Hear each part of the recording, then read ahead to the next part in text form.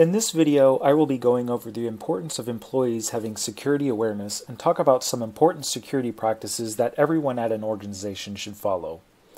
One common misconception is that information security and cybercrime is something that only the IT department has to worry about, something that is solved by the antivirus software running on your computer and your email spam blocker. But while these technical controls are important, they only provide one layer of protection in helping organizations to avoid costly information security breaches, and attackers will attempt any possible angle to bypass these controls. Information security is not just the job of a single department or person, it is a complete team effort among leaders, board members, the IT department, and every employee. There are 6 topics I intend to address in this video: choosing good passwords, safe web browsing, email security, mobile devices, physical security, and social engineering. Before going into these topics, I really want to stress the importance of having good security awareness and following the security practices outlined in this video. The behavior of employees affects the security of information systems and assets. The human factor, what you do or don't do, is the biggest threat to information security. One of the most essential security practices you can do is to protect your login accounts with strong passwords. Do not make it easy for an attacker to compromise your account by using a weak password. You probably have several different accounts you use to log into various applications, as well as the one you use to log into your work computer and email. It is important to use a unique password for each of your accounts, so that if one account is compromised, your other accounts are not as well. When you create the passwords for your accounts, there are usually some minimum requirements you have to follow that have already been set by the system administrator, but you should always design passwords that are at least 8 characters in length. The longer your password is, the better. Add complexity to passwords by using a mix of upper and lowercase letters, numbers, and symbols. Avoid using common or predictable passwords such as dictionary words or those that can be easily guessed. One poor password practice is using the names of seasons or months of the year, or using basic variations of the word password. Passwords should also be changed periodically, as a general rule at least every 90 days. Never share your passwords with anyone or allow someone else to log in using your account. Protect your passwords by not writing them down or even storing them in a file on your computer. There are some strategies that will help you to design good passwords and remember them without writing them down. One strategy is stringing together word combinations rather than just using a single base word. For example, instead of just using the word winter in your password, add more length and complexity to it, such as cold winter nights. Another strategy that may work for you is incorporating acronyms or non-English language words. Lengthy acronyms can be based off of a particular phrase or possibly a song lyric or line from a movie, something that you can remember where you use the first letter in each word of that phrase for the base of your password. My favorite password strategy is using password phrases or sentences. Many applications even allow you to use spaces in your passwords, and you can have some very complex and lengthy passwords using this technique. Add strong complexity by substituting some of the letters in your base password with numbers and symbols. Most importantly, develop a strategy that works for you, one that ensures you are using strong passwords that you can remember without writing them down. If you must write your passwords down, you should do so securely. One way to accomplish this is with a password wallet app or password vault. Some common ones are known as KeePass, LastPass, and 1Password. These apps work on mobile devices as well as computers, and these tools can generate secure passwords per account and store them using one complex and lengthy password. If you're going to use a password wallet app, it's also strongly advised that you employ multi-factor authentication, that is, using a token or one-time passcode generator or text or call verification in addition to your password when logging in. This can be set up under the settings of those tools. Remember, before using a password wallet app, know if these are allowed in your organization. Review your organization's security policy and check with your management and IT department first. Another important aspect of security is safe web browsing. Whenever you are entering sensitive data on a website, like passwords or credit card numbers, you want to be sure they are encrypted and safe so they cannot be stolen.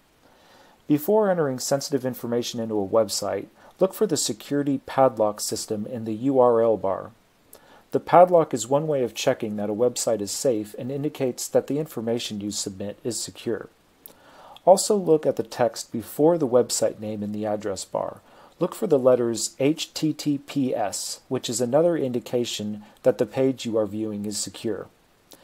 You can also double-click the padlock icon to display the certificate information for the page you are viewing to guarantee the certificate is issued to the same company you are visiting and is current. Also, pay close attention to the website address itself. If it has changed from how you remember it, or if it doesn't seem right, it may be a fraudulent site. Be mindful that attackers are able to copy a web page which may look identical to the legitimate one. In this example, I'm using the Chrome web browser to surf the Land's End web page, and I'm about to log into my personal shopping account and enter a password. If you look in the URL bar, you can see that there is both the padlock and the HTTPS, highlighted in yellow. The blue and green highlighted boxes in this example show the certificate information for the website, which is displayed after clicking on the padlock. These show that a valid certificate is being used. Regardless of the browser you use, you really should look for the padlock and HTTPS in the URL bar. Internet Explorer and Safari will look a little bit different, but again, they will have that common HTTPS and lock symbol. A malicious web page may also contain malware such as pop-ups and scareware. Some of these are notorious for claiming that there is a security issue. If you click on these pop-ups or any of the buttons on the pop-up, a virus may be installed on your computer. The only safe way to close these windows is to hold down the Alt key and press F4 on a Windows system. On a Mac, you would press down the Command key and press W. Again, never click on any of the buttons if you encounter these scareware pop-ups. Let's move to browsing email safely. One thing you should never do is use your personal email account for work purposes. This includes sending company documents to your personal account. Email is one of the ways bad actors can introduce viruses to your computer by using malicious file attachments or links to fraudulent websites that can host malware which can steal your information or take control of your computer. Never open attachments in unfamiliar emails. All it may take is one click, and you could download a harmful program that can give an attacker complete control of your computer, and you would have no idea. Only open attachments from familiar sources. Don't click on suspect links in the email. It might take you to an unspecified location and possibly inject malware onto your machine when you attempt to download the page. When sending emails, be sure to use secure email, if possible, whenever sending any restricted or sensitive information, and avoid sending unnecessary personal or work-related information in email. I encourage you to inspect every email you receive for 3 specific clues that indicates an email is bogus. Number 1, who did it come from? Be cautious if you don't recognize the person, or maybe don't even open it. 2, does it contain links that appear to go somewhere unusual? If you hover your mouse above the link, it will often display the address of the web page where the link is actually going to go, and if it doesn't match the description or doesn't seem right, it could be directing you to a malicious web page. And finally, are there any errors or unusual items in the email, such as something telling you that you have to urgently act, or offering something enticing, such as a gift card or a free vacation? If you ever have any suspicion about a particular email, the best thing to do is contact the sender by phone or in person to confirm the email is legitimate. The same dangers that exist on the web can also exploit a mobile device. If you have a company mobile phone or tablet, or if you have any personal devices you use to access your work email or other work resources, remain vigilant about the physical security of your device, your web surfing activity, and the apps you use. Your organization may have specific policies and technical controls in place to manage the security of mobile devices, but as a best practice, mobile devices should be protected with a PIN or password that is 6 digits, a minimum. Mobile device encryption, remote wipe capability, and GPS locator apps are also important in the event your device is lost or stolen. Avoid installing unnecessary apps on mobile devices used for work, and never download apps from unknown sources. Be sure to use only the official marketplaces. And before downloading an app, even from an established marketplace, learn what others are saying first about the app in the review section and be aware of the permissions an app is asking for during install. If there are no reviews for the app, this is an indication that it may be a fraudulent app that was recently published. It is becoming very common for bad actors to put out apps that appear to be from legitimate companies, but are in fact fraudulent apps intended to steal your personal information.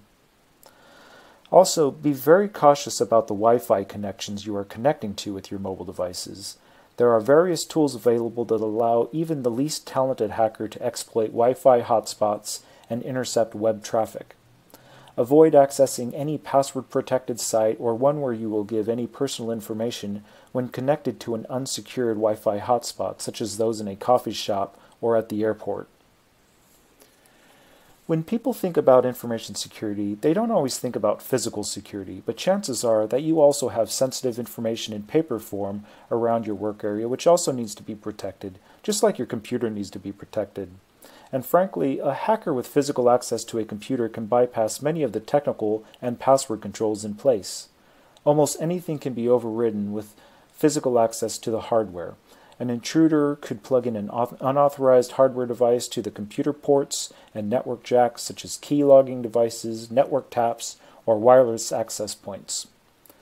Don't let strangers in areas of your building where they can come into contact with sensitive paperwork or computers. Question strangers about their identity and purpose, and alert security guards or management to suspicious individuals. If they do claim to have an authorized purpose, ask for identification and contact their sponsor or the appropriate management to verify the purpose and timing of their visit. If your building has a badge system, don't let other people piggyback through the door on your card swipe. I'm going to play a video here that shows an actual physical security assessment being performed by CliftonLarsonAllen security analysts. Our clients asked us to go undercover at their facilities to identify gaps in building security by trying to gain unauthorized access.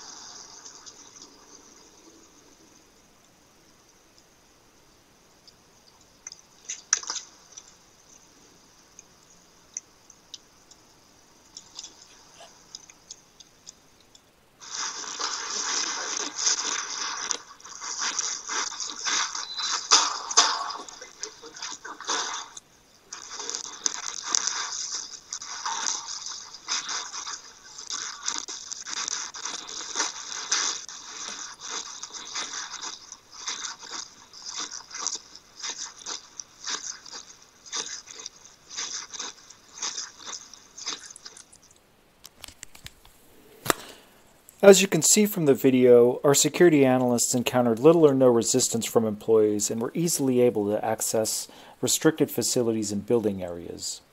Remember, always question strangers about their identity and purpose, and don't allow strangers to piggyback through the door on your card swipe. Some other important physical security measures you should always take include manually locking your computer screen whenever leaving your computer or work area unattended.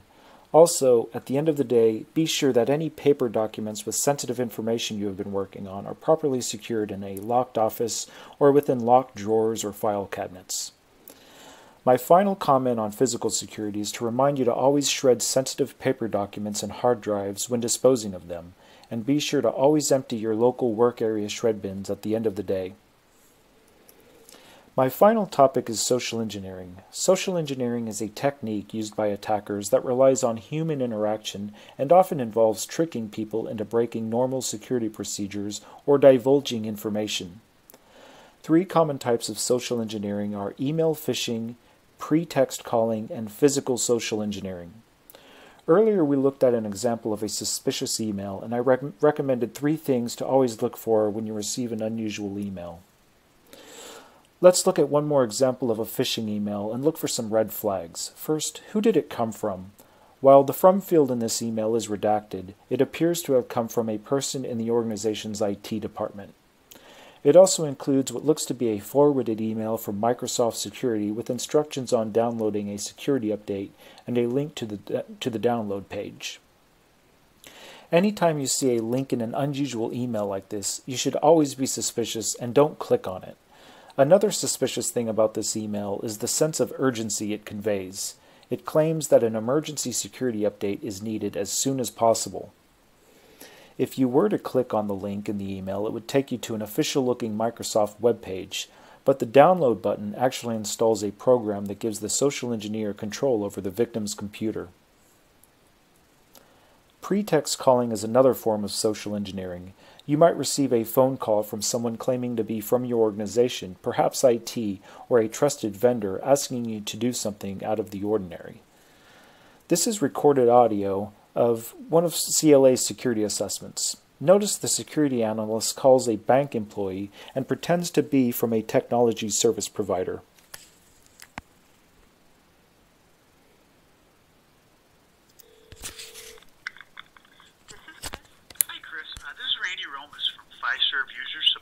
I'm sorry to bother you, but I'm working with Kevin to resolve some update issues. Can you spare like 2 or 3 minutes?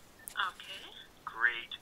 We were doing some maintenance on the core system last night. We had an issue bringing a new enhancement service up, and so there's a couple of workstations that we need to manually update. Yours was one of those. If you've got about 2 minutes, I'm going to ask you to go visit a Microsoft site so we can get the update in place, so that we can try to re-push the enhancement service tonight. Okay. Okay? So what I'm going to ask you to do here is open up a browser, an internet browser.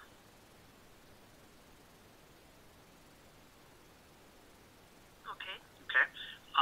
You know where the address bar is there at the top where you can type in an address? Mm-hmm. I'm going to ask you to type in the following address. It's https:// and it's the slashes on the question mark. And then it's Mike. I don't type as fast as you. Microsoft SFGS as in Sam. Yep, .net. So it would be Indigo Sam George .net. Okay. Got that? Mm-hmm. Good. Now, when you do that, the next thing I'm going to ask you to do is you're going to go ahead and hit enter, and that'll take you to the Microsoft page. Let me know when you get that up. Okay. And then you should see about halfway down a download button, a gray button kind of within a blue bar. Mm-hmm. Go ahead and click download, and you're going to get a pop-up asking you to run, save, or cancel.